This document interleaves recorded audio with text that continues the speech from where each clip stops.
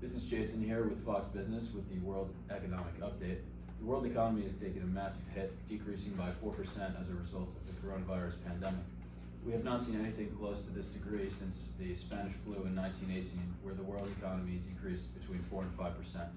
The U.S. has had a large reduction in their GDP as well, and has used government spending and the CARES Act to try and combat this.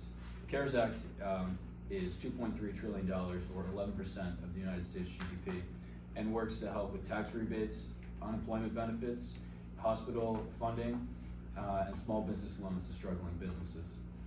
These efforts are obviously to help with the U.S. economy as we're continuing to struggle amidst the pandemic.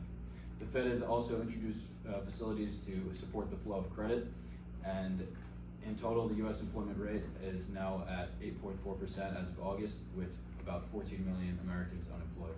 We now go over to Kirk in Spain for the live update. Thanks, Jason. In Spain, this has been one of the worst affected countries in the world due to COVID-19.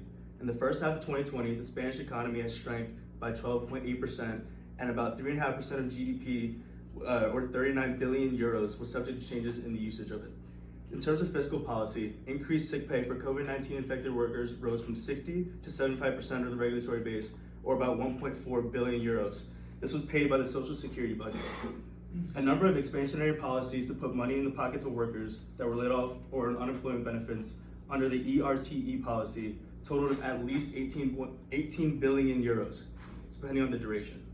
More flexibility for workers to access savings from the pension plans, budget flexibility to enable transfers between budget lines, and for local governments to use budget surplus from the previous years for supporting measures in the area of housing has also been one of the fiscal policies induced by Spain. In terms of monetary policy, the government of Spain has extended up to 100 billion euros in government guarantees for firms and self-employed workers, covering both loans and commercial paper of medium-sized companies that participate in Spain's alternative fixed income market. Finally, they launched a new Instituto de Crédito Oficial line of guarantees to promote investment activities, particularly in areas of environmental sustainability and digitization, 40 billion euros. Other measures include additional funding for the ICO credit lines, which equals 10 billion euros. Creation of a state rescue fund to support strategic businesses also equals 10 billion euros. Finally, the economy began reopening as of June 21st, allowing for the reopening of EU borders. As of September 23rd, there have been many COVID-19 regulations still in place, including masks and social distancing measures of 1.5 meters. Now we go to Michael Bianco in Sierra Leone. Good evening, this is Michael Bianco reporting live from Sierra Leone. We're going to take a look at the effects of the pandemic on one of the most impoverished, least developed nations in the world. There's projected 2.3% drop in GDP by the end of 2020, largely due to the COVID-19 pandemic. The drop is not larger because Sierra Leone is largely reliant on an informal economy that employs nearly 70% of the country's labor force.